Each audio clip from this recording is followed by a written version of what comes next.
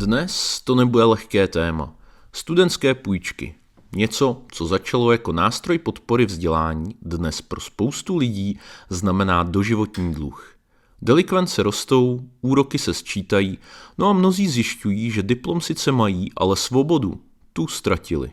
Vzdělání mělo být vstupenkou k lepší budoucnosti, jenže pro miliony Američanů se změnilo v něco, čemu říkáme dluhová past. Možná jste to taky slyšeli. Ve Spojených státech se mluví o studentských půjčkách jako o potenciální další krizi. Jenže než začneme řešit dnešní čísla a grafy, stojí za to pochopit, jak jsme se sem vůbec dostali. Od GI Billu přes první federální půjčky až po dnešní stovky miliard dolarů v dluzích. Pohodlně se usaďte, dámy a pánové, protože tohle bude dlouhé. Vzdělání bylo dlouho vnímáno jako investice do budoucnosti, ale když se podíváme na to, kolik dnes stojí studium na amerických univerzitách, začíná být jasné, proč se půjčka stala nutností a ne volbou. Lidé si studentské půjčky neberou proto, že by chtěli utrácet víc, než si mohou dovolit. Ne, dělají to proto, že bez půjčky by na studium jednoduše neměli. A jak uvidíte v následujících grafech, školné dnes přesahuje možnosti většiny amerických domácností. V průměru dnes americký student denního studia potřebuje ročně zhruba $20,000, pokud chodí na veřejnou dvouletou školu ve svém okrese. Na druhém konci žebříčku stojí soukromé univerzity, kde se celkové roční náklady vyšplhají až na víc než $60,000.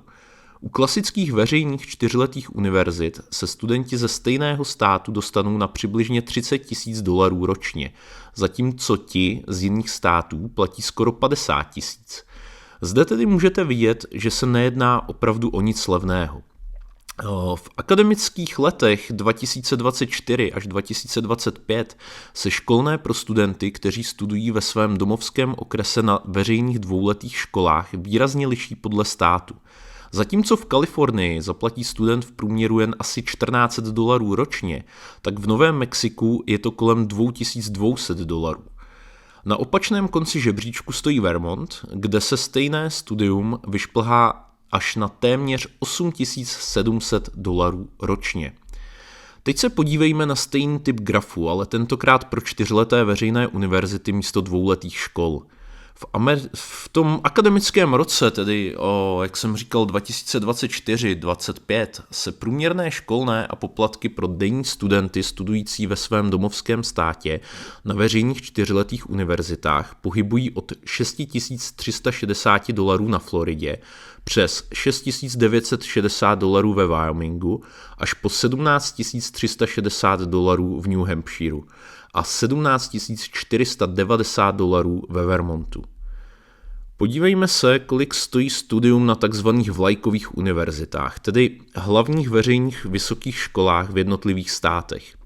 Když vezmeme opět ty akademické roky 2024, potažmo 25, tak zaplatí student studující ve svém státě zhruba $6,400 na University of Florida nebo $6,960 na University of Wyoming, zatímco na prestižnějších školách, jako je Pennsylvania State University nebo University of Connecticut, se částka vyšplhá až na více než $20,000 ročně. No, na první pohled to možná vypadá dobře, rodinné příjmy se za posledních 30 let zvýšily, ale pokud to porovnáme s tím, jak rychle rostlo školné, zjistíme, že vzdělání se Američanům vzdaluje čím dál tím více. Na to se ostatně můžeme podívat. Za 30leté období od roku 1994, potažmo 95, až tedy do toho období 2024, potažmo 25, se průměrné zveřejněné školné a poplatky po zohlednění inflace zvýšily z $2,780 na $4,050 u veřejných dvouletých škol.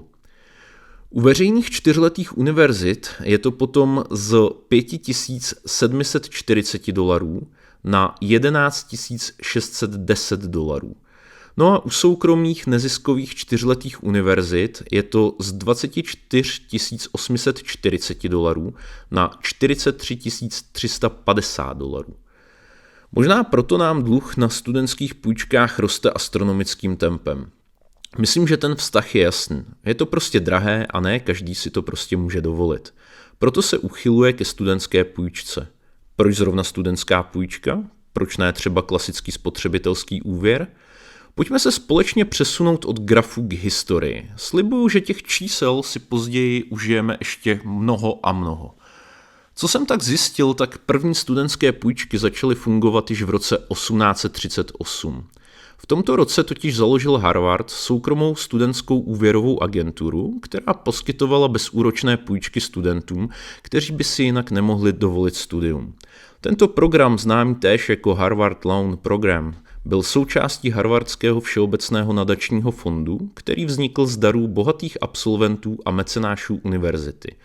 Studenti, kteří chtěli o tuto podporu požádat, museli do prvního dne výuky doručit univerzitnímu prezidentovi písemnou žádost, v níž uvedli, jaké jiné formy podpory už získali nebo očekávají od univerzity. Pokud jim ještě nebylo 21 let, museli navíc přiložit souhlas rodičů s přijetím půjčky. Podobné studentské půjčkové programy se pak z Harvardu v průběhu druhé poloviny 19. století rozšířily i na další univerzity a státní vysoké školy. A v první polovině 20. století se k univerzitním fondům přidaly soukromé společnosti a filantropické iniciativy, které začaly nabízet nové způsoby financování školného. Jedním z nich byl právě program The Tuition Plan, založený v roce 1938 a sídlící v New Yorku. Ten poskytoval rodičům způsob, jak platit školné za vzdělání svých dětí formou měsíčních splátek, zatímco škola nebo univerzita obdržela celé školné před začátkem semestru. Tento systém představoval nový přístup k financování vysokoškolského vzdělání. Během své existence se program ukázal jako velmi úspěšný a získal uznání jak od škol, tak od rodičů, kteří jej využívali. V dobovém článku, který jsem našel, se uvádí, že náklady na vysokoškolské studium výrazně rostly, díky čemuž získal systém odložených plateb, který Tuition Plan nabízel, stále větší oblibu. Díky tomu v posledních letech výrazně vzrostl počet rodičů, kteří tento způsob úhrady školného využívají. Tohle byl tedy prvopočátek v relativně malém měřítku. Z hlediska historie se o tom ani tak moc nemluví. Studentské půjčky ve Spojených státech totiž nevznikly jako tržní produkt, ale jako vládní nástroj pro sociální a ekonomický růst po druhé světové válce. Prvopočátek studentských půjček ve Spojených státech můžeme tedy datovat do roku 1944, kdy byl prezidentem Rooseveltem podepsán zákon o adaptaci vojáků známý též jako GI Bill. Tento zákon poskytl veteránům z druhé světové války finanční prostředky na vysokoškolské vzdělání, pojištění v nezaměstnanosti a bydlení. Díky němu bylo vysokoškolské vzdělání dostupné milionům veteránů z druhé světové války. Během následujících 7 let získalo vzdělání přibližně 8 milionů veteránů. Počet titulů udělovaných americkými vysokými školami a univerzitami se mezi lety 1940 a 1950 více než zdvojnásobil a procento Američanů s bakalářským titulem neboli vyšším vzděláním vzrostlo ze 4,6% v roce 1940 na téměř 25% o půl století později. Nejednalo se úplně o studentské půjčky tak, jak je známe dnes, no ale byl to první moment, kdy stát vlastně začal aktivně financovat přístup k tomu vzdělání. V té době nešlo o půjčky, ale přímé granty. Stát totiž vnímal vzdělání jako investici do národní produktivity. GI Bill nikdy úplně nezanikl, jen se postupně různě proměňoval a adaptoval. Dnes pořád existuje, jen tedy v moderní podobě přizpůsobené různým generacím veteránů. Když si to shrneme, tak původní GI Bill podepsaný Franklinem Rooseveltem 22. června 1944 měl za cíl zabránit recesi po druhé světové válce a pomoci veteránům v návratu do civilu. Nabízel například plné školné a stipendium pro vzdělávání, nízkoúročné půjčky na bydlení a podnikání nebo podporu v nezaměstnanosti. Financoval obrovský boom amerických univerzit s tím, že mnozí historici říkají, že tím vznikla v uvozovkách moderní střední třída ve Spojených státech. V roce 1952 vznikl Korean War GI Bill, který podepsal prezident Truman. Tento zákon navázal na původní GI Bill a byl určen zejména pro veterány korejské války z let 1950 až 1953. Program poskytoval obdobné benefity, no ale už méně štědré. Platil až do roku 1965. V roce 1966 nám vstupuje v platnost Vietnam Era GI Bill. Ten pokrýval veterány z vietnamského konfliktu. Do konce 70. let ho využilo přes 6,8 milionů veteránů. Program byl ukončen 31. prosince 1989. Tento program vlastně stanovil 1,5 měsíce vzdělávací pomoci za každý měsíc aktivní služby. Takže standardní dvouletá služba veteránovi přinesla 36 měsíců školného, což stačilo na většinu 4letých titulů. V roce 1984 nám do hry vstupuje Montgomeryho zákon o občanských právech. Program však vešel v platnost až 1. července 1985. Zaměřoval se na veterány s minimálně 3 lety aktivní služby po tomto datu a poskytoval měsíční školné. Sonny Montgomery, což byl kongresman Mississippi, tento zákon prosadil jako náhradu za Vietnam Era GI Bill, aby vzdělávací výhody pokračovaly i v mírových letech. Montgomery GI Bill sice stále platí a funguje dodnes, ale po roce 2008 ho v praxi nahradil Post-GI Bill 9/11, což je zákon o vojácích z povolání po 11. září, který byl sice štědřejší, ale zpočátku kritizovaný za to, že omezoval výhody podle počtu odsloužených dnů a nezapočítával výcvik záložníků a gardistů. Výše benefitů se škáluje podle délky služby. 36 měsíců aktivní služby by znamenalo 100% krytí školného. 18 měsíců aktivní služby by znamenalo pouze 70% krytí školného. No a pokud voják odsloužil méně než 6 měsíců aktivní služby, měl nárok jen na 40% krytí školného. Zákon nezapočítával doby výcviku před nasazením, proto byl kritizován jako diskriminační, byť neúmyslně. V praxi to znamenalo, že například voják, který sloužil celkem rok, ale jen 5 měsíců v zahraniční misi, nedostal plné dávky. No a konečně se dostáváme do roku 2017, kdy byl přijat zákon Forever GI Bill. Zde došlo k zásadním změnám. Zákon totiž zrušil časový limit čerpání. Když bych to měl vysvětlit, tak dříve u Post 9/11 GI Billu měl veterán 15 let od konce služby na využití benefitů. Forever GI Bill to zrušil úplně. Veteráni s nárokem po 1. lednu 2013 mají neomezený čas na čerpání, proto se mu říká Forever GI Bill.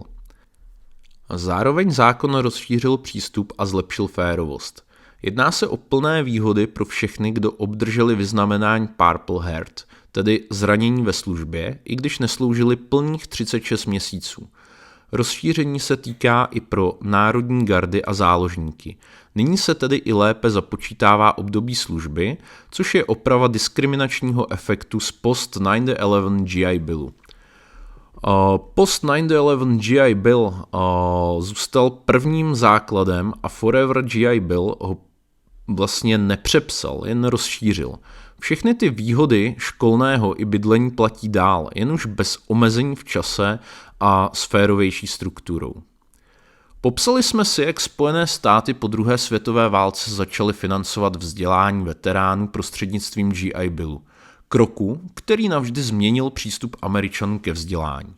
Zákon GI Bill z roku 1944 je právem považován za jeden z nejúčinnějších sociálních programů v americké historii.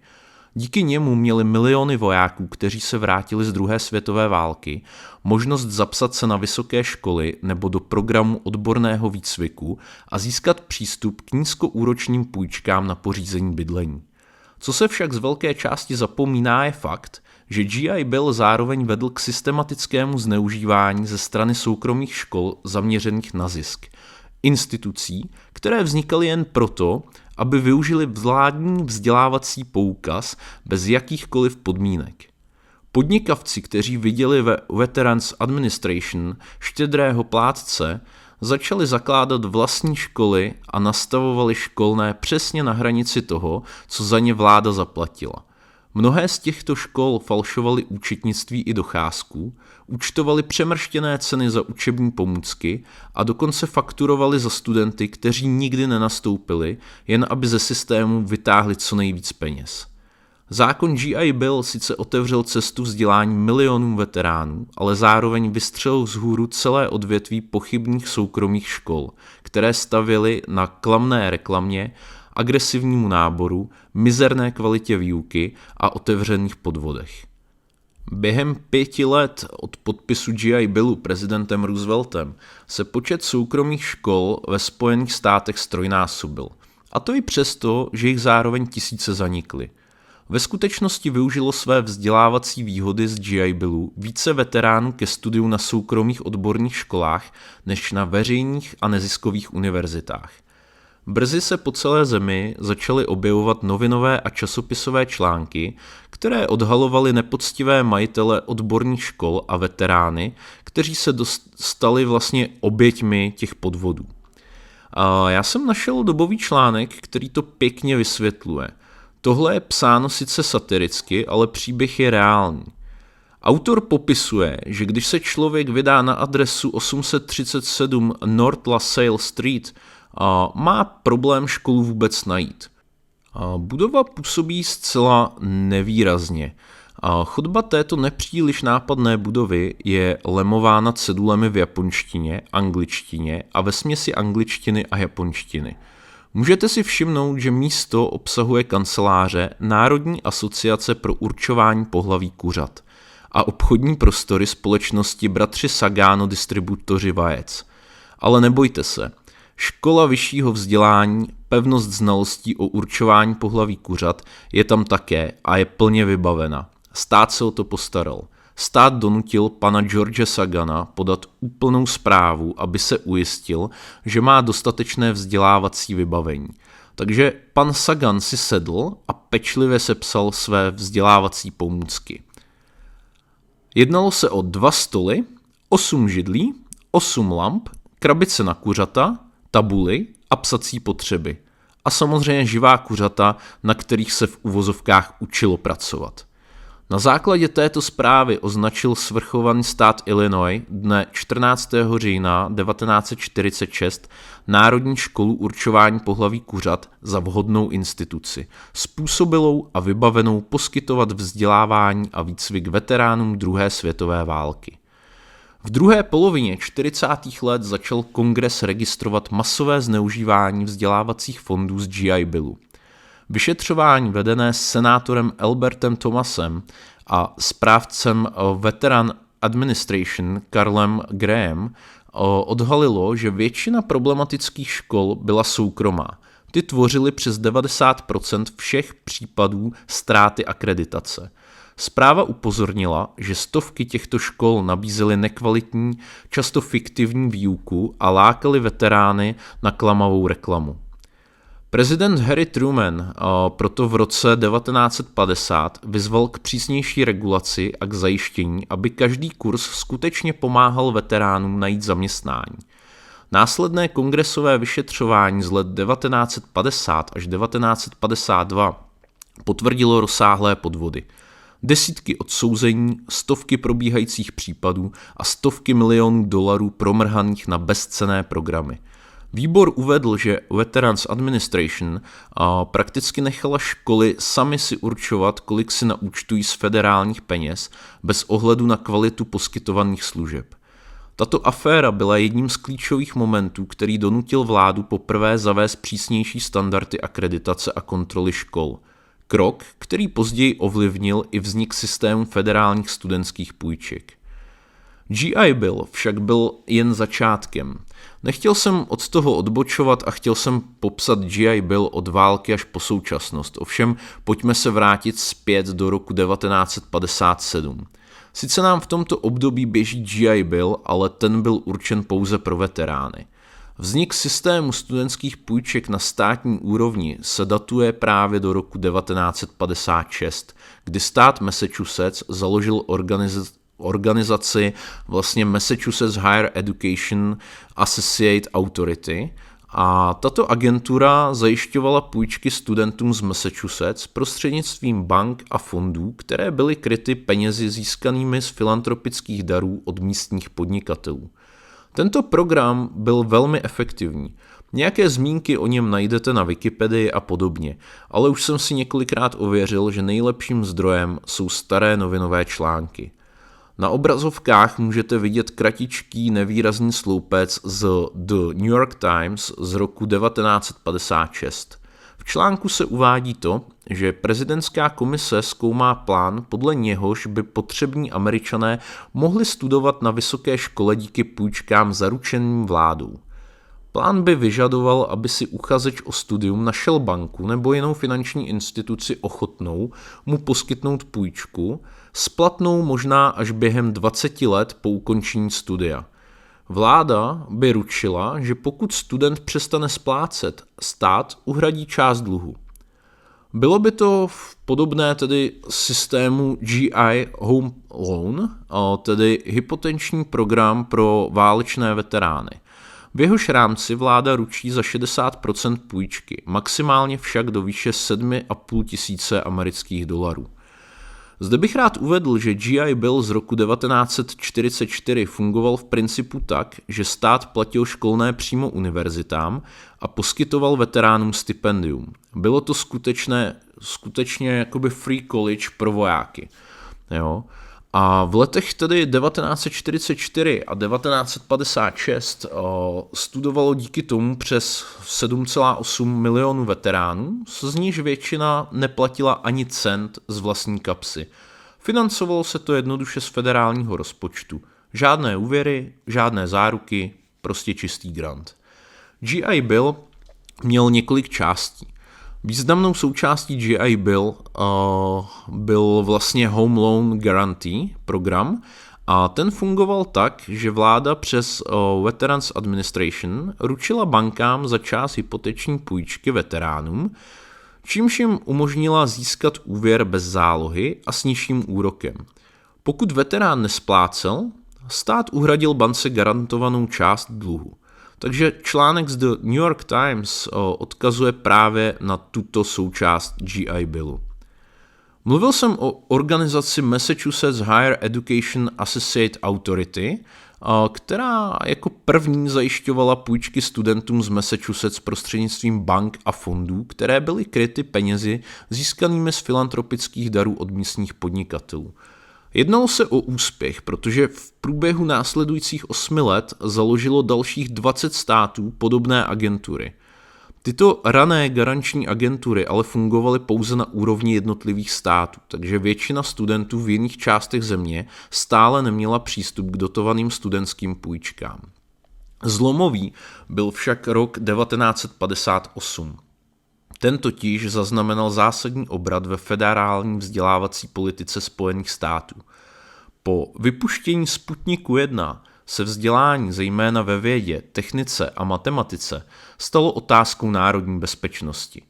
Kongres reagoval přijetím National Defense Education Act, který poprvé zavedl federální studentské půjčky garantované vládou.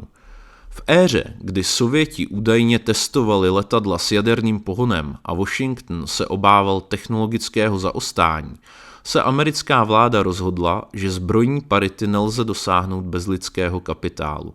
Z investic do zbrojení se tak poprvé stal i investiční závod o vzdělané mozky. A i přesto, že neexistující jaderné motory Tupolevů jsou zajímavé, tak nás zajímají studentské půjčky. National Defense Education Act fungoval tak, že federální vláda po roce 1958 začala spolufinancovat studentské půjčky prostřednictvím samotných vysokých škol. Vláda vložila až 80% kapitálu do speciálních studentských úvěrových fondů, které spravovaly univerzity, zatímco školy musely přispět zbývajícími 20%. Maximální federální příspěvek pro jednu instituci v tomto jednom fiskálním roce činil $250,000. Z těchto fondů pak studenti mohli čerpat dlouhodobé nízkoúročné půjčky, maximálně však $1,000 na akademický rok s celkovým limitem $5,000. Úroky byly záměrně velmi nízké, 2% během studia a rok po ukončení školy, poté 4% po dobu 10 let, během nichž měl student půjčku splatit. Pokud student zemřel nebo se stal trvale invalidním, dluh se automaticky rušil. Tady je to velmi důležité, protože ty půjčky nebyly poskytovány přímo vládou, ale prostřednictvím studentských fondů, které spravovaly vysoké školy. A jak jsem říkal, vláda vložila až 80% kapitálu do těchto fondů, no a škola zbytek. Peníze tedy fakticky vlastnila škola, ale většina byla federálního původu. Pokud student nesplácel, škola se pokusila o vymáhání, protože formálně to byla půjčka mezi studentem a univerzitou. Ale, a tady je ta klíčová část, škola nemusela nést celou ztrátu, jelikož fond byl z 80% federální, většinu ztráty pokryl federální kapitál. Jinými slovy, riziko nesplácení nesla převážně vláda Spojených států, protože peníze do fondu vložila. No a univerzita díky vyšším delikvencím nemusela znovu získat příspěvek. Takže tady je podstatné to, že se často mylně uvádí, že National Defense Education Act z roku 1958 zavedl vládou garantované studentské půjčky. Ve skutečnosti ale šlo o úvěry spravované přímo univerzitami, které byly předfinancované z federálních prostředků. Vláda tedy neposkytovala žádnou právní garanci komerčním bankám ani nepřebírala odpovědnost za nesplacené úvěry, jak je patrné z veřejně dostupných dokumentů CIA. Zákon tedy rozšířil možnosti toho, co již fungovalo, tedy GI Billu a agenturním podobným vlastně půjčkám nebo programům, jako byl ten Massachusetts Higher Education Associate Authority. A zde je velmi zajímavé právě to, protože vlastně v dokumentech CIA se uvádí velmi důležitá část, která odkazuje právě na Massachusetts Higher Education Associate Corporation, která zaručovala 80% dlouhodobých půjček poskytovaných bankami kvalifikovaným studentům na úhradu jejich vysokoškolského studia. Kapitálem do tohoto fondu přispívali podniky a jednotlivci. V dokumentu se uvádí, že do konce roku 1957 poskytlo 109 bank celkem 1000 půjček v hodnotě téměř $500 000 a v plánu bylo rozšíření programu až na $5 milionů. Dále se v dokumentu uvádí, že nejméně 800 škol už tehdy nabízelo dlouhodobé nízkoúročné půjčky. Státy New York a Severní Dakota zavedly plány podobné tomu, který fungoval v Massachusetts, a státy Maine, Rhode Island a Connecticut uvažovaly o zavedení podobného systému.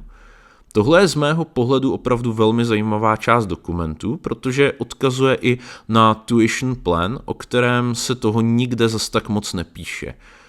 V dokumentu se uvádí, že tisíce rodičů hradí náklady na vysokoškolské vzdělání pomocí systému Pay as you go, tedy splácením školného v měsíčních splátkách. Tento systém, známý jako Tuition Plan INC, vznikl v roce 1938 a zaznamenal prudký růst. Objem jeho operací se zvýšil z $8,7 milionů v roce 1955 na $12 milionů v roce 1956, s tím, že představitelé očekávali, že v roce 1958 přesáhne $100 milionů.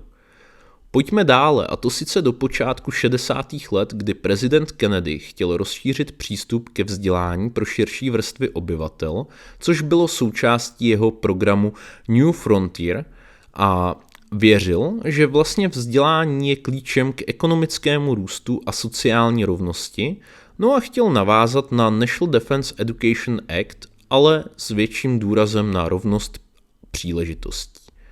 V roce 1961 Kennedy vytvořil Task Force on Education, která začala vlastně připravovat plány na rozšíření federální podpory, včetně nových forem studentské pomoci. Do roku 1961 bylo jasné, že půjčky podle National Defense Education Act nestačí. Byly omezené rozpočtem, zaměřené jen na určité obory a nedostupné pro mnoho studentů ze střední třídy. Navíc rostly náklady na vzdělávání a poptávka po vysokoškolském vzdělání.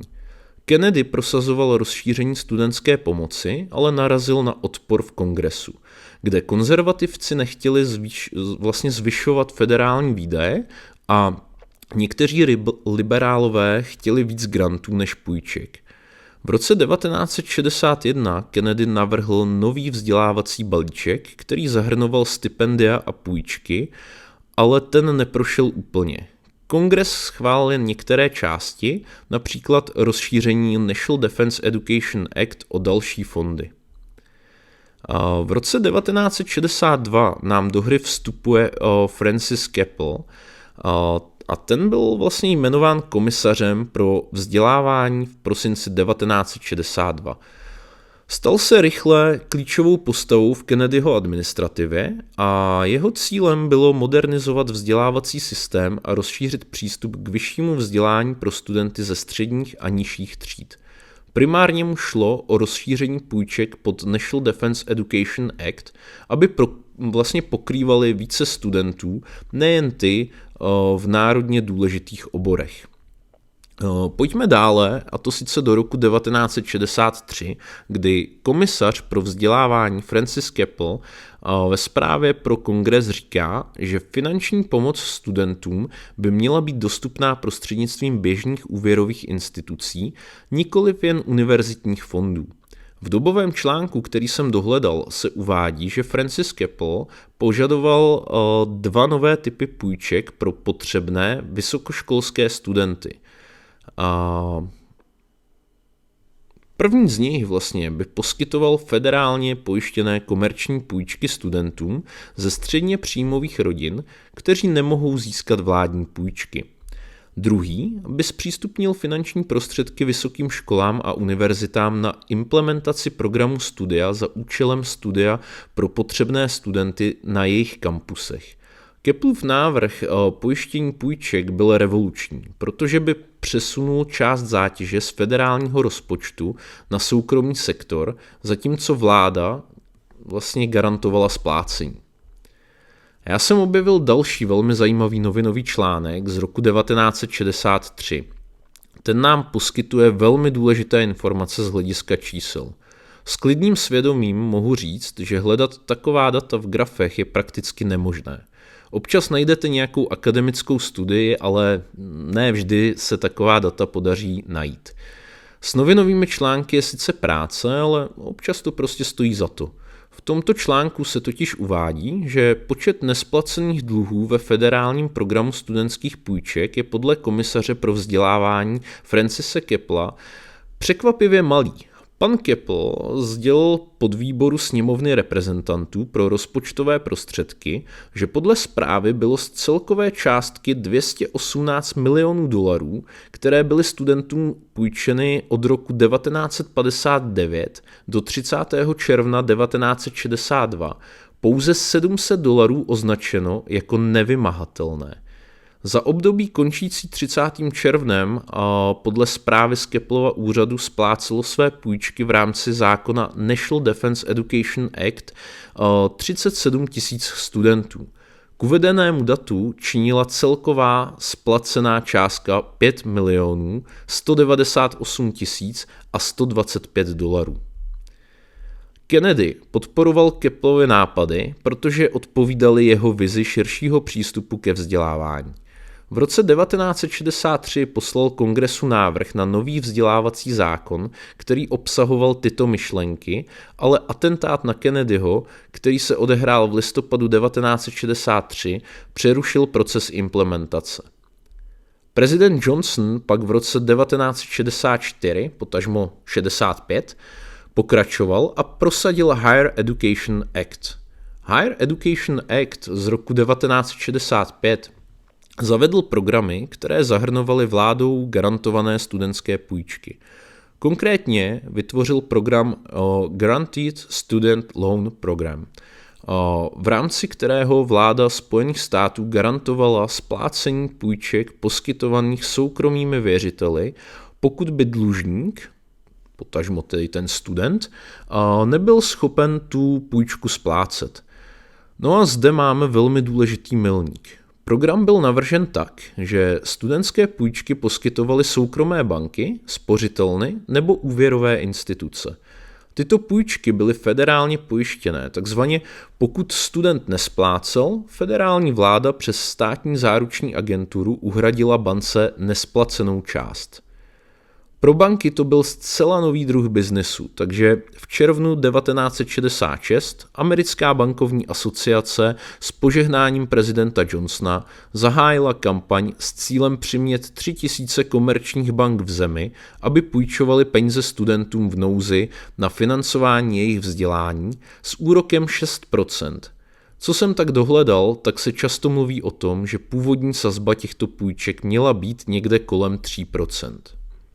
Docela mě zaujal i tento článek z roku 1969, kde se píše, že vysokoškolští studenti ve státě New York začínají zjišťovat, že doby, kdy si mohli půjčit na studium a po absolvování splácet s úrokem pouze 3% ročně, jsou zřejmě nenávratně pryč. Od 1. dubna podle státní legislativy, která má zpětnou účinnost k tomuto datu, budou mít studentské půjčky plný úrok 7% ročně, tedy stejný, jaký účtují běžné finanční instituce. Stejně jako dříve, však studenti nebudou muset začít splácet dříve než 9 měsíců po ukončení studia. Do té doby bude úroky platit stát nebo federální vláda.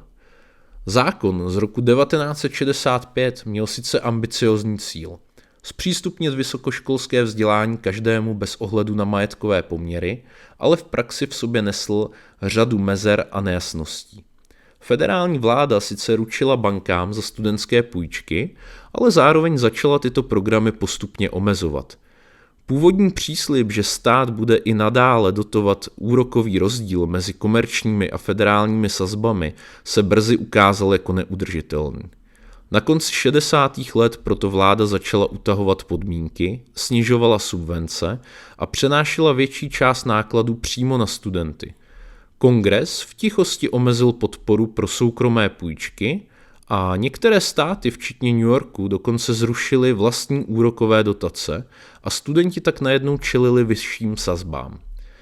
V roce 1972 však proběhla zásadní revize tohoto zákona, která přidala nové formy pomoci a rozšířila rozsah programu. Revize vytvořila program Basic Education Opportunity Grants, později přejmenovaný na Pell Grants, což byla v podstatě nenávratná finanční podpora pro studenty s nízkými příjmy. Tento program měl pomoci zvýšit dostupnost vysokoškolského vzdělání pro ekonomicky znevýhodněné studenty. Program garantovaných půjček Guaranteed Student Loan Program byl dále posílen. Revize usnadnila přístup k těmto půjčkám a zvýšila flexibilitu podmínek pro studenty. Vláda nadále garantovala splácení půjček poskytovaných soukromými věřiteli, čímž podporovala jejich dostupnost. Revize z roku 1972 vytvořila Student Loan Marketing Association, což byla vládní organizace dnes známá jako Sallie Mae, která měla za úkol podporovat sekundární trh se studentskými půjčkami. To znamenalo, že Sallie Mae mohla odkupovat půjčky od bank, čímž zvyšovala likviditu a motivovala věřitele, aby poskytovali více půjček studentům. Zároveň Sallie Mae poskytovala v případě potřeby půjčky samotným poskytovatelům programu. V praxi to fungovalo tak, že Sallie Mae odkupovala vládou garantované studentské půjčky od soukromých věřitelů, například od bank nebo různých kreditních unií, no a tímto způsobem uvolňovala kapitál těchto věřitelů, kteří pak mohli jednoduše poskytovat nové půjčky dalším studentům. Bez tohoto mechanismu by banky měly omezenou kapacitu půjčovat, protože by musely čekat na splácení stávajících půjček. Po odkoupení půjček je Sallie Mae většinou držela ve svém portfoliu. To znamenalo, že půjčky zůstávaly v jejich bilanci a Sallie Mae spravovala splátky od studentů, včetně úroků. No a protože šlo o vládou garantované půjčky, riziko nesplácení bylo minimální. Pokud by student nesplácel, vláda kryla ztráty. Čistý zisk společnosti Sallie Mae po zdanění vzrostl z $318,000 v roce 1974, což byl první celý rok jejího provozu, na $66,6 milionů v roce 1983. Já vím, že jsem mluvil o tom, že vlastně ta společnost vznikla v roce 1972. No ale nějakou dobu trvalo to, než se jmenovala vlastně první správní rada, než se vyjednaly dohody s ministerstvem školství a ministerstvem financí, no a než se nastavily mechanismy pro odkup půjček od bank. Teprve v roce 1973 začala Sallie Mae reálně získávat kapitál, zhruba $200 milionů z privátních kapitálových trhů. Od roku 1974 do roku 1981 Sallie Mae financovala své aktivity primárně půjčkami od Federal Financing Bank, což je vládní instituce vytvořená kongresem k poskytování financování federálním agenturám. Tento mechanismus zajišťoval koordinovaný a nákladově efektivní přístup k federálním a federálně asistovaným půjčkám. Současně však Sallie Mae využívala i kapitál získaný z prodeje akcí. Dobře, víme, že v roce 1972 proběhla zásadní revize Higher Education Act a vznikla Sallie Mae. Ovšem tento rok byl zajímavý ještě v jiné věci, a to sice v tom, že se prvně mluví v médiích o nějakých větších mírách defaultu a delikvencí u těch půjček. Pojďme si dát jeden článek ze začátku roku 1972. V tom se totiž uvádí, že od doby, kdy program před 6 lety začal, tak si 3,5 milionu studentů půjčilo zhruba $4,5 miliardy v rámci vládou garantovaného systému studentských půjček. Ve fiskálním roce, který končil 30. června, poprvé překročily vládní pojistné nároky hranici $1 miliardy a za prvních 8 měsíců aktuálního fiskálního roku už tato částka přesáhla miliardu. Zhruba 4% všech půjček, které měly být po 9 měsících po absolvování studia splaceny, se dostaly do prodlení a musely být vládou splaceny věřitelům. Celkový objem těchto pohledávek činil téměř $50 milionů, i když část z nich se později podařilo z dlužníků zpětně vymoci. V neobvykle tvrdém vládním prohlášení William Simons, ředitel oddělení pojištěných půjček na ministerstvu školství, na konferenci Americké bankovní asociace prohlásil, že cílem je vymoci každý cent, který byl zaplacen v rámci pojistných náhrad. Řekl také, že vláda se nejprve pokusí o rozumný splátkový kalendář, no a pokud dlužník odmítne zaplatit, neváhají se obrátit na ministerstvo spravedlnosti, aby získali soudní rozhodnutí a provedli exekuci na jeho majetek či mzdu. Dále uvedl, že úroky z dlužné částky ve výši 7% ročně se stále přičítají až do úplného splacení. Ministerstvo financí je navíc znepokojeno rostoucí mírou delikvencí u studentských půjček.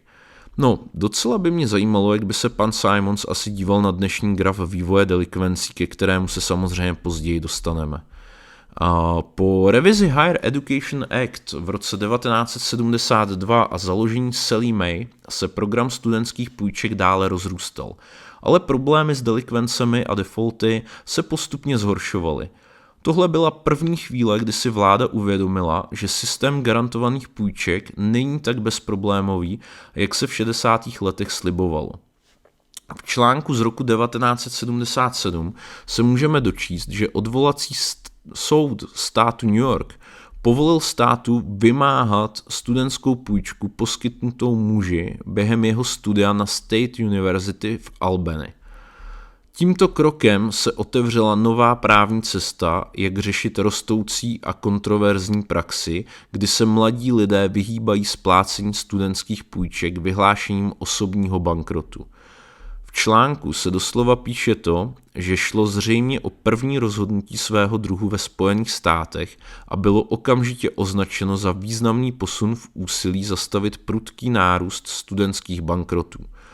Kongres i vysoké školy po celé zemi byly pod rostoucím tlakem, aby řešili problém nesplácení půjček, jehož objem podle Ministerstva školství Spojených států dosáhl od roku 1974 do roku 1977 $21 milionů. Půjčka byla poskytnuta prostřednictvím National Direct Student Loan programu.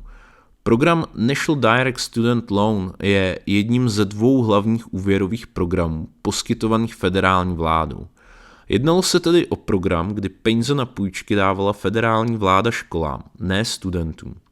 Škola dostala od vlády peníze do speciálního fondu, no a z něj pak přímo půjčovala studentům.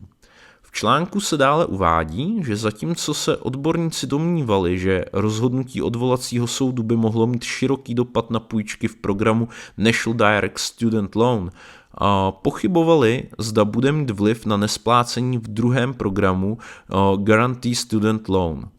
V jehož rámci bylo tehdy vedeno $8 miliard nesplacených půjček poskytovaných bankami a spořitelnami, nikoli univerzitami. Nicméně kongres schválil legislativu, podle které od října 1977 bylo zakázáno vymazat studentskou půjčku prostřednictvím bankrotu po dobu 5 let od absolvování studia. Program National Direct do tohoto zákazu zahrnut nebyl. Oba programy se však dostaly pod rostoucí kontrolu. Mě na tom článku velmi zaujala právě ta čísla, protože dohledat data z tohoto období opravdu není moc jednoduché. A vyhlášení bankrotů bylo mnohem vzácnější věcí až do hlubokých 70. let.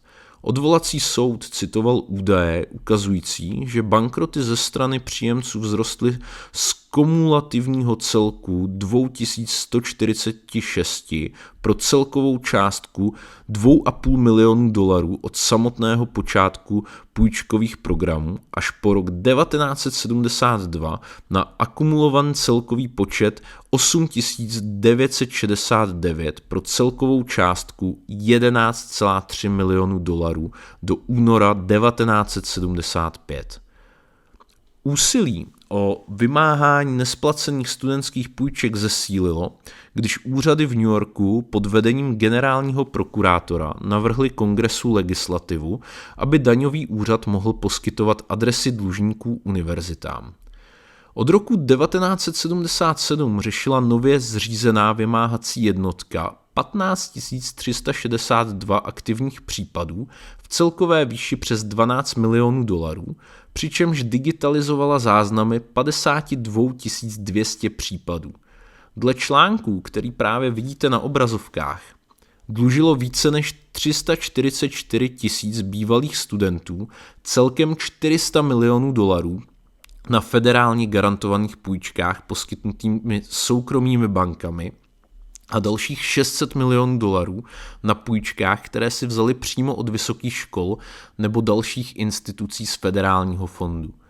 Aby úřady dlužníky našly, začal stát New York koncem 70. let používat metodu, která tehdy působila téměř futuristicky. Nový počítačový systém dokázal propojovat osobní údaje neplatičů s databázemi registrací vozidel napříč státy, aby bylo možné je rychleji vystopovat a přimět ke splácení dluhu. Byl to moment, kdy se studentský dluh poprvé stal objektem systematického sledování. Já bych tady na chvilku zůstal, protože tohle je opravdu zajímavé období. Našel jsem přes 300 dobových článků jen z let 1978 a 1979, které zmiňují delikvence a defaulty studentských půjček. Mě však zaujal tento, který zmiňuje, že Ministerstvo zdravotnictví, školství a sociálních věcí, které začalo využívat počítačové porovnávání databází k identifikaci svých zaměstnanců s nesplacenými vládou garantovanými studentskými půjčkami, se chystalo roku 1978 tento systém rozšířit na všechny civilní federální pracovníky. Podle jeho vyjádření bude centrální personální databáze zahrnující více než 2,5 milionu federálních zaměstnanců porovnávána se seznamem 390 000 osob po celé zemi, které nesplácejí studentské půjčky. Program porovnávání databází zaměstnanců s dlužníky, zahájený v Ministerstvu zdravotnictví, školství a sociálních věcí, odhalil 316 současných nebo bývalých zaměstnanců, jejichž záznamy ukazovaly nesplacené půjčky v celkové výši přes $403 000.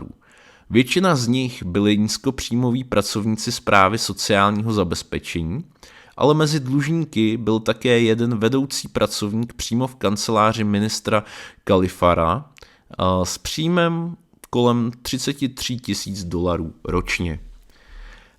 Program porovnání databází však spustil i určité obavy. Carterova administrativa totiž měla obavy z možného porušení federálních zákonů o ochraně osobních údajů. Díky tomu odložila plán předat soukromým inkasním agenturám pohledávky z nesplacených studentských půjček v hodnotě $430 milionů. Zároveň tu máme i změnu v podobě odkladu rozhodnutí ze strany Ministerstva zdravotnictví, školství a sociálních věcí.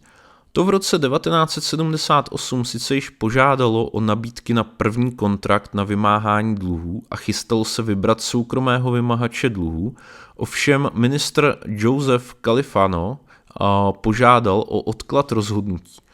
Náměstek ministra uvedl, že otázky týkající se ochrany soukromí vznikly kvůli tomu, zda je legální poskytovat určité informace o studentech soukromým agenturám.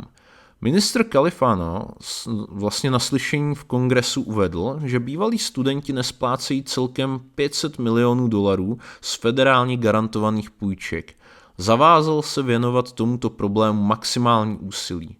Ministr podporoval Carterův návrh zvýšit finanční pomoc vysokoškolákům o přibližně $1,5 miliardy pro školní rok 1979 až 1980. Z toho by $300 milionů šlo na garantovaný program studentských půjček, kde se odehrává většina nesplácení.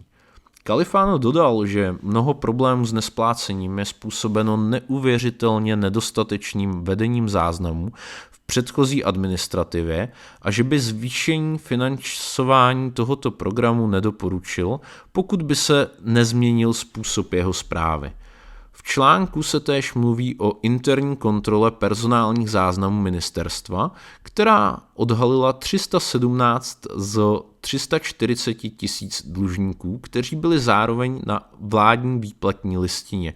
O tom jsem již před chvilkou mluvil. Zajímavé je však to, že pozdější porovnání dat o 2,8 milionů federálních zaměstnanců odhalilo dalších 6 783 státních pracovníků v prodlení s $7,5 milionu na studentských půjčkách. Califano sdělil kongresu, že vláda podniká kroky k nalezení těchto osob. Ministerstvo taktéž zaslalo více než 68 000 dopisů bývalým studentům, kteří nezaplatili ani $1 více jak 3 roky. Víc než polovina dopisů se vrátila jako nedoručená. Mluvil jsem o tom, že ministr školství Joseph Califano podporoval Carterův návrh zvýšit finanční pomoc vysokoškolákům. Psal se rok 1978 a prezident Jimmy Carter tehdy předložil kongresu návrh zákona, který měl rozšířit přístup k federální podpoře studia. Zákon nesl název Middle Income Student Assistance Act a znamenal zásadní zlom. Do té doby byl systém federálních půjček postaven především na pomoci studentům z chudších rodin. Carterův návrh to změnil. Zrušil podmínku prokazování finanční potřeby a otevřel dveře k půjčkám i rodinám ze střední třídy. Cílem bylo, aby vysoká škola nebyla výsadou jen těch nejbohatších nebo nejchudších. Federální pomoc se tak rozšířila na miliony studentů, kteří by na ní dříve vůbec nedosáhli. V praxi to ale znamenalo i něco jiného. Začátek éry, kdy se studentská půjčka stala běžnou součástí života americké střední třídy. Zákon byl novelou původního Higher Education Act z roku 1965. A věřte nebo ne, ale právě tento druh zákona otevřel dveře raketovému růstu školného. Školy totiž věděly, že vláda zaplatí cokoliv. Jen o 2 roky později, v říjnu 1980, přišel další významný krok. Prezident Carter podepsal totiž Education Amendments, další novelu Higher Education Act. Tentokrát šlo o 2 zásadní změny. Pell Grants dostali oficiální jméno. Původně se totiž jednalo o Basic Education Opportunity Grants, o kterých jsem mluvil dříve ve videu. Jen pro připomenutí se jednalo o nenávratnou finanční podporu pro studenty s nízkými příjmy. V podstatě se jednalo o peníze zdarma na vysokou školu. Druhou změnou pak bylo to, že poprvé vstoupili na scénu rodiče. Program Parent Plus umožnil maminkám a tatínkům půjčit si na studia svých dětí bez ohledu na příjem. Výsledek? Dluh už nebyl jen studentský, ale stal se rodinným. A školné? To dostalo další zelenou k růstu. V dobovém článku se nachází jedna zajímavost, a to sice míra delikvence. V článku se uvádí, že legislativa rozšířila opatření, která vedla k prudkému poklesu delikvencí u studentských půjček ze 14% v roce 1978 na 10% podle nejnovějších údajů z programu Guarantee Student Loan. Dostáváme se do roku 1981, kdy do Bílého domu usedl Ronald Reagan. A s ním přichází zásadní obrat v pohledu vlády na studentské půjčky i samotnou roli státu ve vzdělávání. Zatímco Carterova administrativa viděla ve finanční pomoci studentům investici do lidského kapitálu a budoucí prosperity země, Reagan ji začal vnímat jako nadměrný výdaj a projev závislosti na státu. Jeho rozpočtové reformy se velmi rychle promítly i do školství. V rámci prvního federálního rozpočtu z roku 1981 navrhl drastické škrty ve všech programech studentské pomoci, včetně grantů Pell, subvencí k úrokům a federálních půjček garantovaných vládou. Reaganův tým tvrdil, že systém se stal příliš štědrým a že studenti by měli nést větší odpovědnost za vlastní vzdělávání. Federální výdaje na studentskou pomoc se proto během několika let propadly o více než 1/3.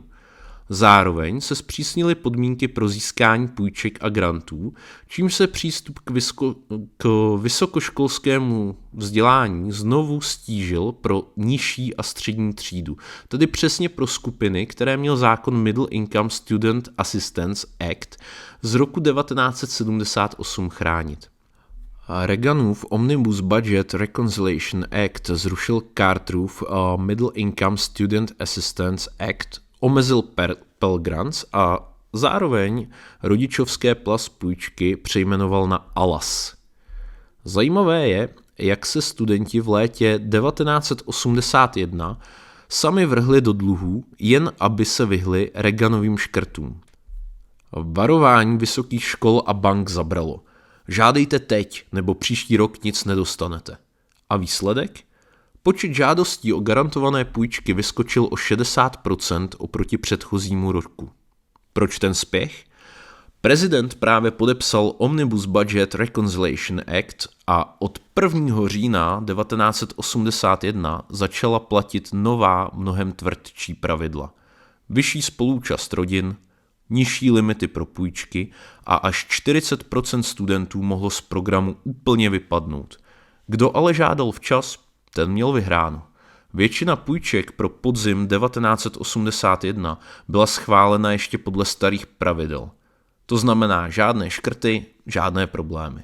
Takže ten výsledek byl paradoxní. Místo úspor přišla panika a rekordní zadlužování studentů. Na druhou stranu je to logické, lidé prostě využili příležitosti, kterou dosud vlastně měli.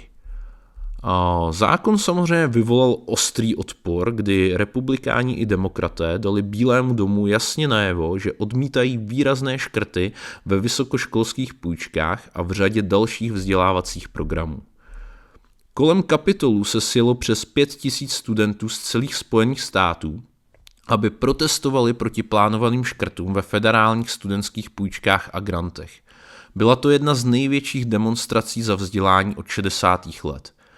Největší delegace dorazila z Wesleyan University a protest se stal symbolem odporu proti Reaganově vzdělávací politice. V kongresu se téma studentské pomoci stalo nejžhavější otázkou roku 1982 a zákonodárci hlásili rekordní množství protestních dopisů od občanů. Ty reakce na plánované škrty jsou opravdu zajímavé, protože co jsem četl v jednom článku z roku 1981, tak například Illinois se stal prvním státem, který povolil vydání daňově osvobozených dluhopisů, aby získal prostředky na studentské půjčky pro studenty soukromých vysokých škol a univerzit. Illinois totiž přijal nový státní zákon, který umožnil vznik nového úřadu. Illinois Independent Higher Education Loan Authority, tedy nezávislého úřadu pro vysokoškolské půjčky státu Illinois. Tento úřad měl pravomoc vydávat daňově osvobozené dluhopisy až do výše $200 milionů. V praxi to fungovalo tak, že byly vydány dluhopisy, které kupovali investoři nebo soukromé společnosti. No a peníze z prodeje dluhopisů šly do fondu studentských půjček. No a tento fond půjčoval soukromým univerzitám a vysokým školám, aby měli z čeho poskytovat studentské půjčky. Já jsem mluvil o tom, jak se studenti v létě 1981 sami vrhli do dluhů, jen aby se vyhli Reaganovým škrtům. Ovšem v roce 1982 se situace dramaticky změnila.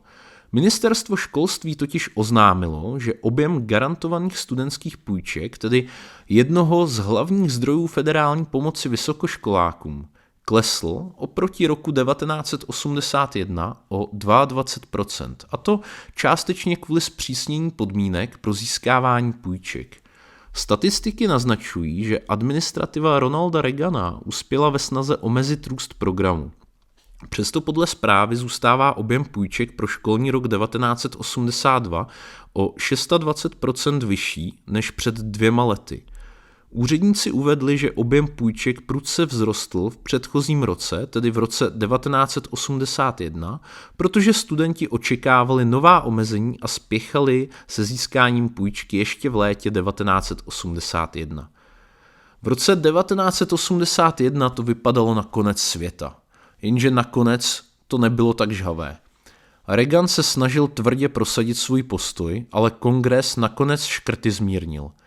Reagan uznal, že federální výdaje na pomoc studentům při splácení garantovaných půjček by podle jeho návrhu měly klesnout z $2,7 miliardy v roce 1982 na $2,4 miliardy v rozpočtovém roce 1983. Zároveň ale zdůraznil, že objem půjček poskytovaných soukromými věřiteli dosahuje rekordních hodnot. Zajímavý je další úryvek z novinového článku, kde jeden vládní úředník, který si přál zůstat v anonymitě, uvedl, že šance na schválení Reaganových návrhů studentských půjček v kongresu jsou v roce 1982 téměř nulové. Podle něj rozpočtový výbor sněmovny reprezentantů tyto návrhy odmítl, když byly připojeny jako dodatek k jinému zákonu. Takže v roce 1982 se Reaganovy škrty moc nepovedly. Kongres je zamítl a rozpočet na studentské půjčky dokonce mírně narostl. Jenže to by nebyl Reagan, který v roce 1983 znovu tlačil na ještě tvrdší omezení. Všichni žadatelé by nově museli projít testem majetkových poměrů, zatímco dříve se to týkalo pouze rodin s ročním příjmem nad $30,000. Dále pak to, že i chudí studenti museli nově sami zaplatit minimálně $800 nebo 40% nákladů na školu, než dostanou Pell Grant. Dřív to nebylo povinné. No a v poslední řadě postgraduální a profesní studenti měli platit 10% poplatek za vznik půjčky.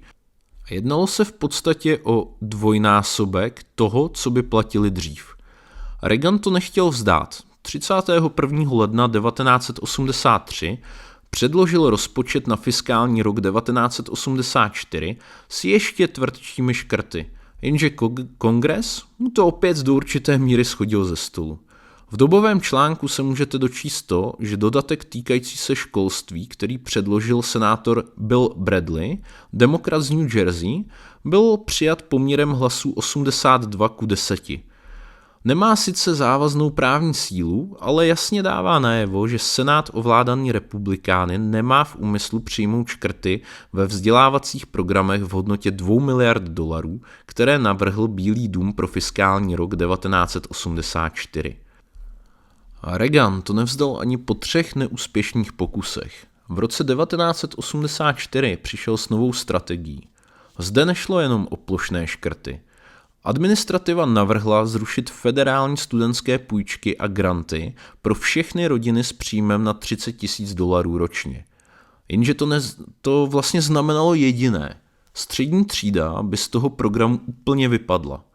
Vládní představitelé tvrdili, že chtějí chránit daňové poplatníky, no ale kritici varovali, že tento krok rozbije dosud fungující systém a rodiny se středními příjmy tedy přestanou mít na vzdělávání dětí a studenti budou muset spoléhat na soukromé půjčky. Následující rok, tedy rok 1985, byl zlomový. Reagan byl znovu zvolen a pokračoval ve své politice.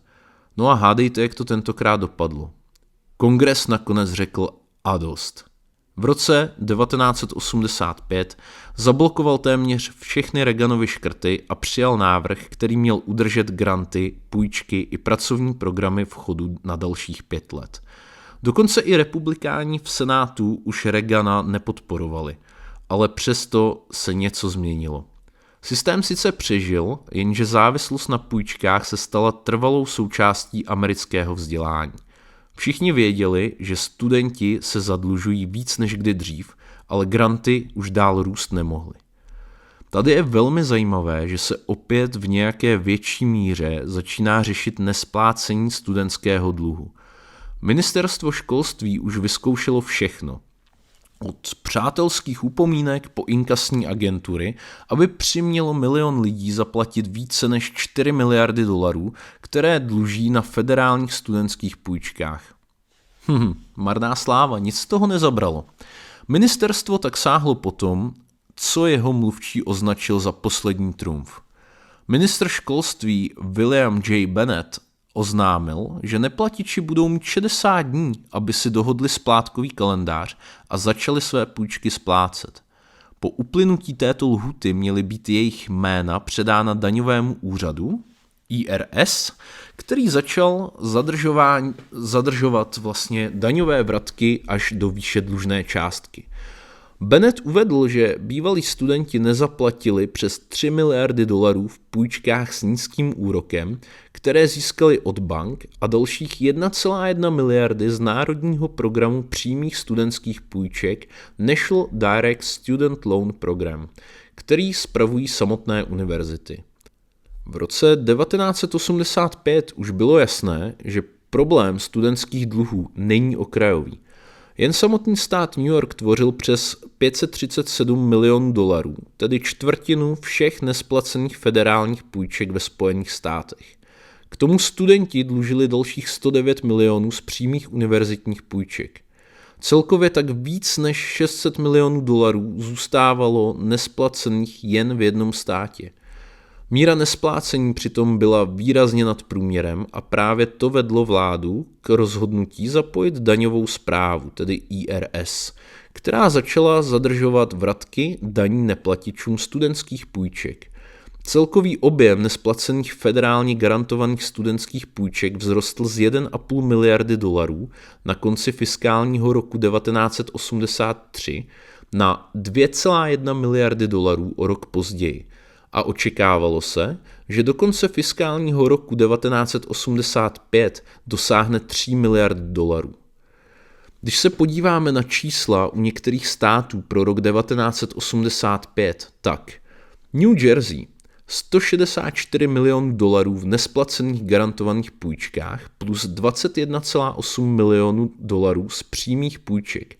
Celkem tedy $185,8 milionů. Dále je tu Pensylvánie, ta má celkem $355,2 milionů, z toho $308 milionů v garantovaných půjčkách. Pak je tady Kalifornie, $259,5 milionů v nesplacených půjčkách, z toho $134,5 milionů federálně garantovaných. No a v poslední řadě tu máme i Connecticut a ten má tedy $103,7 milionů nesplacených a z toho $90,7 milionů garantovaných půjček. Rok 1985 nebyl jen obdobím rostoucích dluhů a zásahů daňové správy. V zákulisí se rozjížděl finanční motor studentského systému, Sallie Mae. Sallie Mae je dle dobového článku vládou pověřená korporace, která má akcionářskou strukturu a jejím cílem je zvyšovat dostupnost úvěru pro studenty prostřednictvím nákupu federálně garantovaných studentských půjček a poskytování dalších finančních služeb. Jinými slovy, studentský dluh se začal obchodovat. Pojďme rovnou do roku 1986, ale u Sallie Mae ještě chvíli zůstaneme. V roce 1986 totiž Sallie Mae, která vytváří sekundární trh s vládou pojištěnými studentskými půjčkami, oznámila nový typ dluhového cenného papíru, který bude nabízen prostřednictvím upisovatelů vedených společností Morgan Stanley. Tyto pětileté cenné papíry, nazývané Yield Curve Notes, ponesou úrokovou sazbu, která poroste, pokud krátkodobé sazby klesnou, a klesne, pokud krátkodobé sazby vzrostou. Byl to první náznak sofistikovaných finančních konstrukcí kolem studentského dluhu. Sallie Mae tak vstoupila do světa úrokových swapů, derivátů a kapitálového zhodnocení, které se o dekádu později stanou základem sekuritizace studentských půjček. Pamatujete si ještě, jak jsem zmiňoval, že Ministerstvo zdravotnictví, školství a sociálních věcí začalo někdy kolem toho roku 1978 využívat počítačové porovnávání databází k identifikaci svých zaměstnanců s nesplacenými vládou garantovanými studentskými půjčkami? Pojďme se na to kouknout nyní, tedy v roce 1986. Našel jsem totiž další velmi zajímavý článek. Článek mě zaujal hlavně z toho důvodu, že daňový úřad začal zadržovat daňové vratky studentům a bývalým studentům, kteří přestali splácet federálně garantované studentské půjčky. Od začátku fiskálního roku 1985 má IRS pravomoc tyto vratky zabavovat.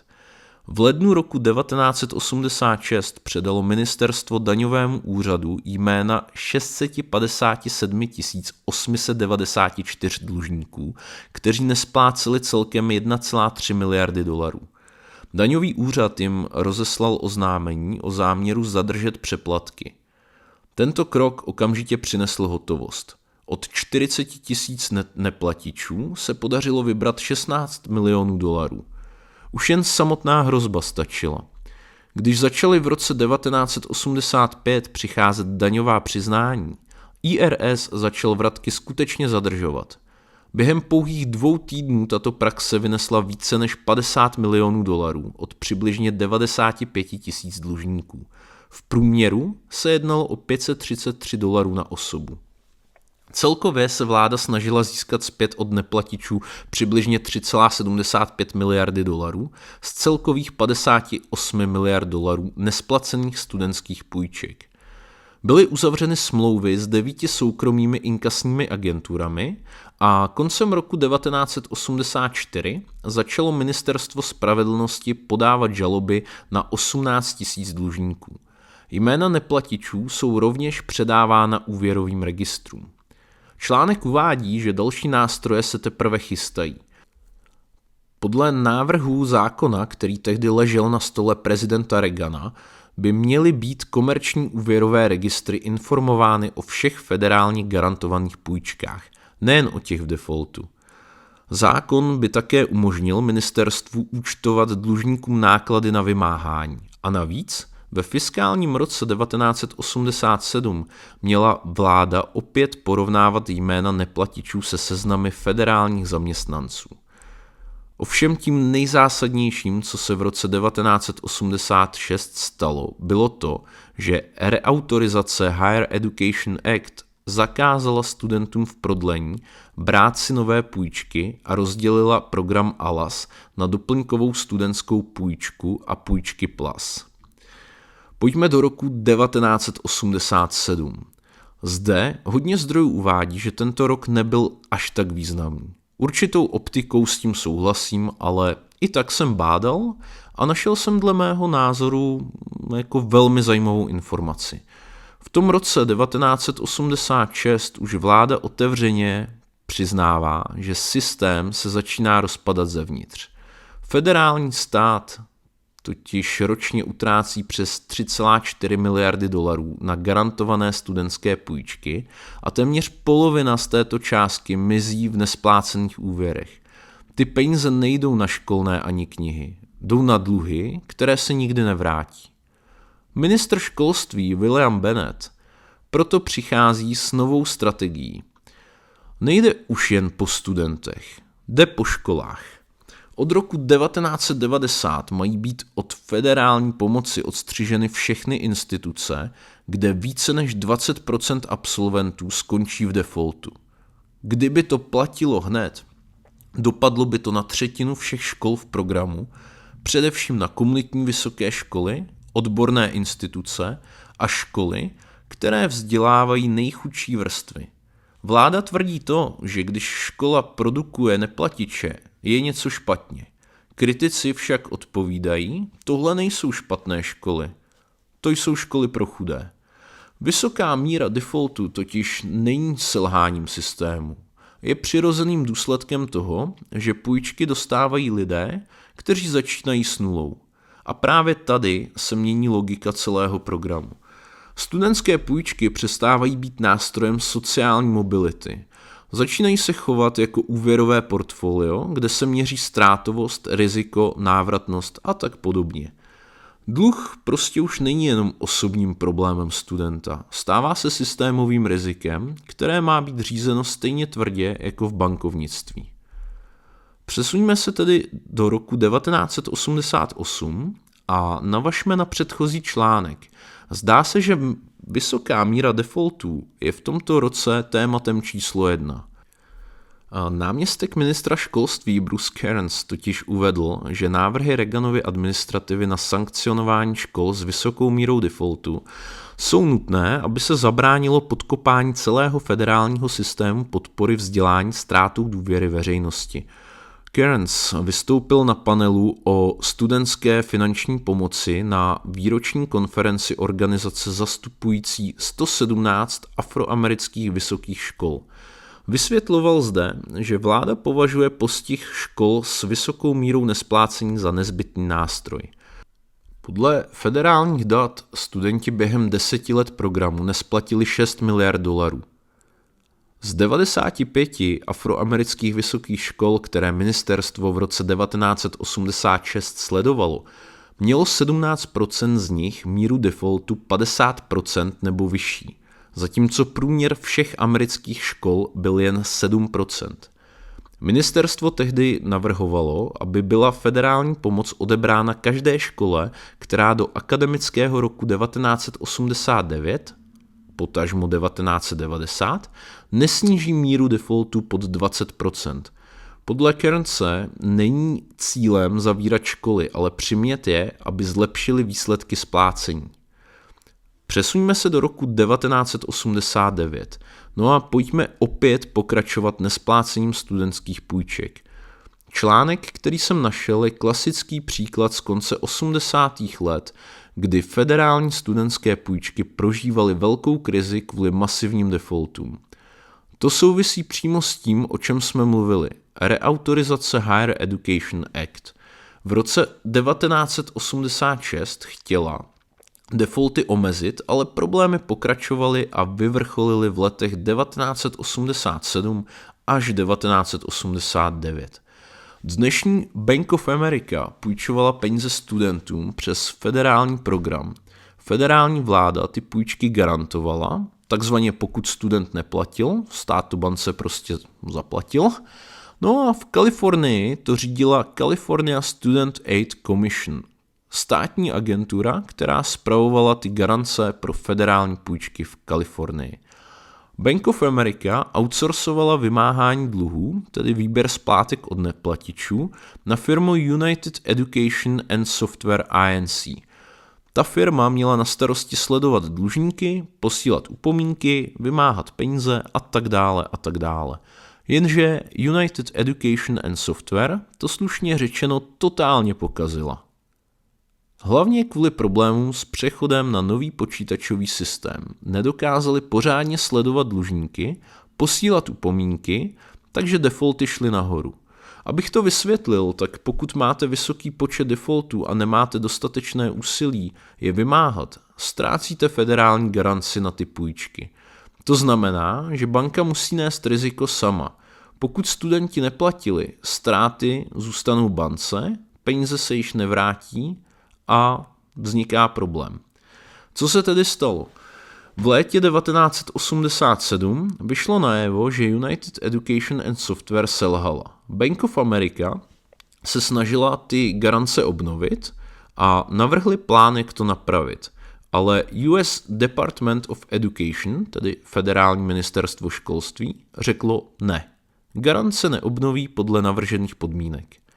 Aby se garance vrátily, musela Bank of America ručně dohledat dlužníky, vymoci peníze nebo dohodnout nové splátkové kalendáře. To znamenalo obrovské náklady a čas. Bank of America tedy musela vytvořit rezervu na potenciální ztráty z těch nepojištěných půjček, což často, jak již víme i z dnešní doby, může snižovat zisky a ovlivňovat cenu akcí. Každopádně tempo, jakým studenti přestávali splácet, vzrostlo od roku 1981 téměř 8násobně. Tehdy šlo o $235 milionů, ovšem v roce 1989 šlo již o miliardy dolarů. Úředníci připisovali růst hlavně prudkému rozšíření objemu půjček, ale připouštěli i strukturální problémy systému. Po ukončení studia měli absolventi 6 měsíců, než začnou splácet. Kdo neuhradil ani první splátku a byl více než měsíc po splatnosti, byl považován za neplatiče. Ministerstvo však nepředávalo případ k vymáhání, dokud věřitel neprokázal náležitou snahu. Proces mohl trvat až 6 měsíců. Podle návrhu, který měl vstoupit v platnost 1. ledna 1991, měly být školy s mírou defaultu nad 60% omezeny, pozastaveny nebo zcela vyloučeny z programu. V té době šlo o 188 škol. Školy s mírou defaultu 40 až 60%, asi 450 institucí v té době, museli nově snižovat default o 5% bodů ročně, jinak by byly potrestány. No a školy s defaultem nad 30%, tedy v té době více než 1000 institucí, museli odložit certifikaci půjček pro nové studenty. Součástí návrhů byla i povinnost nabízet odložené splácení absolventům, možnost srážek ze mzdy až do výše 10%, nebo zákaz, aby školy využívaly externí náboráře při přijímání studentů. Pojďme do roku 1990. V roce 1990 totiž přichází zpráva, která by ještě o 10 let dříve zněla nemyslitelně. Jeden z největších garantorů studentských půjček Spojených států, nezisková nadace Higher Education Associate Foundation, čelí krizi. Organizace, která ručí za téměř 10 miliard dolarů studentského dluhu, hlásí, že jí během jednoho roku může chybět 50 až 100 milionů dolarů hotovosti. Ministerstvo školství proto začíná řešit, zda má být tato instituce převzata jiným garantorem. Jenže problém je v samotném měřítku. Jeden z úředníků to shrne prostě. Možná už neexistuje nikdo dost velký, aby dokázal pohltit instituci této velikosti. To je zlomový moment. Studentské půjčky totiž už nejsou jenom otázkou, zvládne to student zaplatit? Stávají se otázkou, zvládne to vůbec celý systém unést? Možná bude lepší shrnutí tohoto článku. Ten říká, že největší garantor studentských půjček ve Spojených státech čelí krizi poté, co jeho dlužníci během posledních 2 let nesplatili závazky v objemu 1,5 miliardy dolarů. Na kapitolu už někteří zákonodárci říkají, že 2 miliardy dolarů, které státní pokladna každoročně vydává na krytí nesplacených studentských půjček, jsou důkazem, že vládní politika je příliš benevolentní. Odborníci na vzdělání varují, že potíže největšího garantora Higher Education Assistance Foundation mohou být tím impulzem, který si vynutí zásadní změny v tom, jak je studentská finanční pomoc řízena. Pro kompletnost bych rád uvedl, že v té době měli studenti nárok na federálně pojištěné půjčky bez ohledu na svou úvěrovou historii či budoucí výdělečný potenciál. No a protože banky věděly, že jim stát uhradí prakticky 100% ztrát, obvykle při poskytování těchto půjček neuplatňovaly žádné skutečné úvěrové posouzení. Nadace Higher Education Assistance Foundation ručila za přibližně 9,6 miliardy dolarů půjček poskytnutých bankami, spořitelnami, úvěrovými družstvy a dalšími finančními institucemi studentům vysokých a odborných škol. Alespoň 80% těchto závazků bylo kryto vládou. Nadace však informovala vládu, že má vážné potíže s krytím půjček, za které ručí. A mimo oficiální rozpočet existuje obří stínový svět dluhu. Na konci roku 1989 stojí američtí daňoví poplatníci v pozadí. 768 miliard dolarů v úvěrech a garancích institucí, jako jsou Fannie Mae, Freddie Mac a Sallie Mae. Bushova administrativa proto varuje. Pokud se nic nezmění, může tu vzniknout nová krize ve stylu spořitelen a záložen, jen v mnohem větším měřítku. Ministerstvo financí navrhuje, aby akcionáři nesli větší riziko vlastním kapitálem, zároveň aby tyto instituce byly pravidelně hodnoceny nezávislými ratingovými agenturami a stát měl lepší dohled nad jejich chováním. Je to první okamžik, kdy vláda otevřeně přiznává, Fannie Mae, Freddie Mac a Sallie Mae nejsou jen nástroje politiky, jsou to finanční kolosy, jejichž selhání by zaplatila veřejnost. Studentské půjčky, hypotéky či zemědělské úvěry se tak spojují do jednoho systému skrytého rizika. Pojďme rovnou do roku 1991. Když si pročítáte nějaké zásadní události, tak většina článků ten rok 1991 prakticky nezmiňuje. Ale novinové články nám ukazují tvrdou realitu. Jeden z článků například zmiňuje to, že federální program studentských půjček je prolezlý podvody a zneužíváním na všech úrovních, což uvedla roční vyšetřovací zpráva Senátní komise. Podle ní systém v té době umožňoval pochybným odborným školám vykořisťovat chudé studenty a zároveň okrádat daňové poplatníky o miliardy dolarů. Komise konstatovala, že ministerstvo školství hrubým špatným řízením, nekompetencí a zanedbáním povinností prakticky rezignovalo na ochranu studentů i veřejných peněz. Budoucnost programu byla podle senátora na hraně. Zjištění přicházely v době, kdy se kongres chystal schválit zásadní změny v zákonech o vysokoškolském vzdělávání. Ministr školství Lamar Alexander připustil nutnost velkých reforem. Za 8 let vzrostly ztráty o více než 500%, z 448 milionů dolarů v roce 1983 na 2,7 miliardy v roce 1991. Celkové náklady pro daňové poplatníky dosáhly téměř 13 miliard dolarů. Vyšetřování ukázalo, že velká část zneužívání pochází ze ziskových odborných škol. Ty tvořily 22% všech půjček, ale způsobovaly 44% všech defaultů. Zatímco na 4letých univerzitách nesplácelo asi 10% studentů, na odborných školách to bylo 39%. Mnohé z těchto škol agresivně rekrutovaly chudé. V sociálním bydlení či na úřadech práce slibovali dobře placená místa, která často ani neexistovala. Kurzy bývaly nekvalitní v nevybavených budovách s neodbornými lektory. Studenti studium často nedokončili a zůstávali bez práce a s dluhem.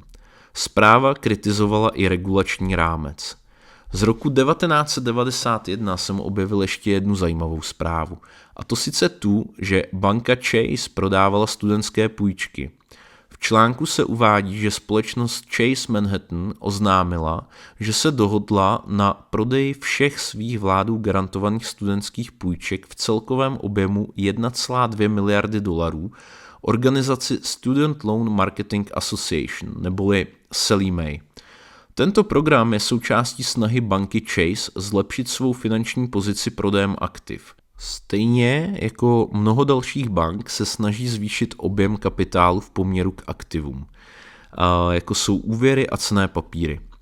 Chase v té době uvedla, že bude i nadále poskytovat nové studentské půjčky. Jde o jednu z bank, které jsou v této oblasti ve Spojených státech nejaktivnější. Ročně poskytuje zhruba 500 milionů dolarů v nových půjčkách. Po dobu následujících 5 let se však zavázala nové studentské půjčky, vlastně všechny, prodávat organizaci Student Loan Marketing Association, tedy běžně známé jako Sallie Mae. Ta bude odpovědná za vedení evidence a vymáhání zakoupených úvěrů. Banky a další instituce, které poskytují studentské půjčky, jsou chráněny před ztrátami federální státní garancí, avšak z úroků na těchto půjčkách nedosahují vysokých zisků. Přibližně 570 milionů dolarů z těchto úvěrů bylo prodáno ještě před koncem roku 1990. Pojďme do roku 1992. Tento rok byl poměrně zásadní, protože zákon o opětovné autorizaci Higher Education Act zavedl pilotní program přímých půjček studentů s cílem převést půjčky garantované federální vládou na program přímých půjček. Kongres a administrativa prezidenta Bushe se dohodli na rozsáhlé reformě vysokoškolské legislativy. Klíčovým bodem bylo zavedení nového programu, v němž federální vláda bude přímo půjčovat studentům bez prostředníků v podobě bank. Senát schválil zákon bez odporu. Administrativa původně hrozila vetem celé reformy, ale nakonec přijala kongresový plán na pilotní program přímých státních půjček v objemu 500 milionů dolarů. Tento program měl umožnit studentům půjčovat si přímo od federální vlády, no a zákon měl rozšiřovat přístup k federálním půjčkám pro střední třídu, zvyšovat podporu pro nízkopříjmové studenty, no a zároveň měl zvyšovat maximální limity půjček, které byly stanoveny tak, že pro druhý ročník to bylo 3,5 tisíce dolarů, pro třetí a další roky to bylo 5,5 tisíce dolarů a pro postgraduální studenty až tedy 8,5 tisíc dolarů ročně. Současně měl tento zákon zvyšovat hranici příjmu rodiny, které měly nárok na Pell Grants, z 30 tisíc na 42 tisíc dolarů. Zákon také vylučoval školy s defaultní mírou nad 25% z účasti v programu. Rok 1993 je dalším klíčovým rokem v příběhu studentských půjček. Akcie společností Sallie Mae a Student Loan Corp totiž prudce klesly poté, co analytici začali varovat investory před možnými změnami v programu studentských půjček. Prezident Clinton, který učinil univerzální přístup k vládním studentským půjčkám středobodem své kampaně, měl podle očekávání navrhnout revizi systému, jež by obešla banky, odstranila potřebu sekundárního trhu a umožnila přímé půjčování studentům státem. To by přímo ohrozilo roli firem, jako byly Sallie Mae. Je to nepříjemné období, řekl Jack Morris ze Citicorp. která vlastnila 80% Student Loan Corp. Biznis sám o sobě je zdravý, ale může být zasažen vnějšími událostmi. Ještě měsíc předtím akcie Sallie Mae i Student Loan Corp prudce rostly. Investoři věřili, že Clintonova administrativa nebude jednat rychle a k tomu klesaly úrokové sazby, což zvyšovalo zisky. Pak ale přišel zlom. Akcie Student Loan Corporation spadly o 15,8%. Akcie Sallie Mae klesly o 7,1%. Analytici začali měnit doporučení skupovat, nadržet nebo prodat. Varovali před vysokou nejistotou a volatilitou. Na počátku 90. let už studentský dluh není jen vztahem mezi studentem a státem. Vzniká celý průmysl, který žije z jeho obsluhy. Wachovia v té době prodává svou jednotku na správu studentských půjček a jejím spojením s EduServe vzniká největší administrátor studentského dluhu v zemi. Dluh se tak stává produktem a kolem produktu se rodí infrastruktura, která má jeden společný zájem, aby těch půjček bylo víc a víc a víc a víc a aby nikdy úplně nezmizely. Ovšem tím nejdůležitějším v tomto roce bylo to, že se zástupci sněmovny reprezentantů a senátu dohodli na kompromisní verzi zákona, která měla snížit náklady na vysokoškolské půjčky tím, že stát začne poskytovat peníze přímo z ministerstva financí, namísto toho, aby pouze garantoval bankovní úvěry. Dohoda počítala s tím, že starý systém zůstane dočasně zachován v omezené podobě, zatímco nový model přímých státních půjček bude postupně zaváděn.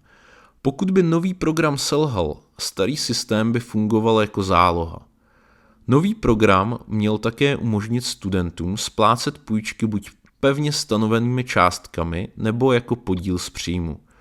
Podle senátora Edwarda Kennedyho jde o nejvýznamnější reformu financování vysokoškolského vzdělání za posledních 25 let. Cílem bylo zpřístupnit více peněz studentům za nižší cenu. Zavést splácení podle příjmu, aby absolventi nebyli nuceni volit jen vysoce placené profese kvůli dluhům. Postupně převést většinu půjček na přímý státní model. Plán počítá i s tím, že po 4 letech bude vláda financovat 50% všech vysokoškolských půjček, po 5 letech 60% a pokud se program osvědčí, může se rozšířit ještě rychleji. Po 3 letech by se do něj mohla zapojit jakákoliv univerzita. Každý rok si půjčuje zhruba 5 milionů studentů. Reforma měla podle odhadů ušetřit vládě asi 4 miliardy dolarů během 5 let. Pokud by balík neprošel, mohl by být zákon projednáván samostatně, ale v takovém případě by byl mnohem zranitelnější vůči lobbingu bank, které by přišly o svou klíčovou roli v systému. Další rok, tedy rok 1994, se nesl v tichém přiznání, že se mnohé studentské půjčky už velikostí blíží hypotékám. Díky tomu se americká vláda rozhodla umožnit jejich splácení až po dobu 30 let. Nádhera. Tato změna je součástí snahy Clintonovy administrativy zpřístupnit vzdělání širšímu okruhu lidí, snížit míru defaultů a zároveň zavést nový systém přímého státního půjčování bez bank jako prostředníků. Nový program umožňuje zvolit si pevnou dobu splácení 10, 12, 25 anebo až 30 let. Místo dosavadního standardu 10 let a minimální splátky $50 dostávají studenti širší paletu možností.